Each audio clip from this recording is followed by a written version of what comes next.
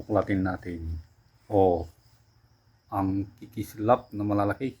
Napakalinis na klase ng ginto. Halukayin po natin. Tingnan natin mabuti. May mahabang ganito.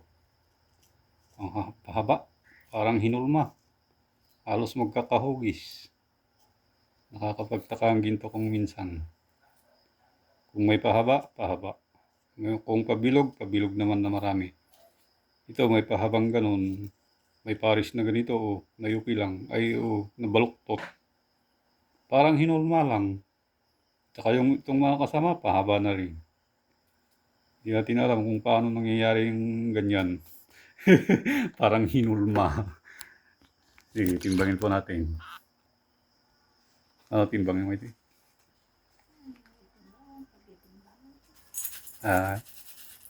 Tignan po natin kung mabigat. Malinis naman, tsaka mag-islap.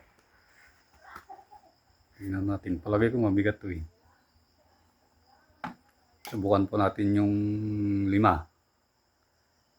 gramo. 5 gramo.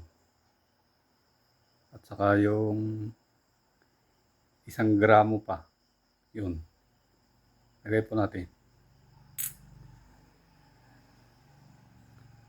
May higit pa. Na yun. Bayok-yok na yun.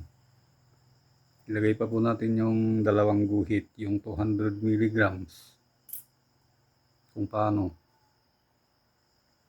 Ganyan.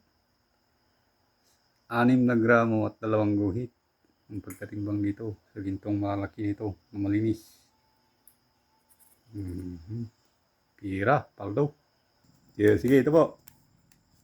Tapatan po natin. 1, 2, 3, 4, 5, 6, 7, 8, 9, 10, 11, 12, 13, 14, 15, 16, 17, 18, 19, 20, 21, 22, 23, 24, 25, 26, 27, 28, 29, 30, 31, 32, 33, 34, 35, 36, 37, 38, 39, 40, 41, 42, 43, 44, 45, 46, 47, 48,900, 50, 70, 80. Yan po. Kunin mo na. Thank you. Salamat.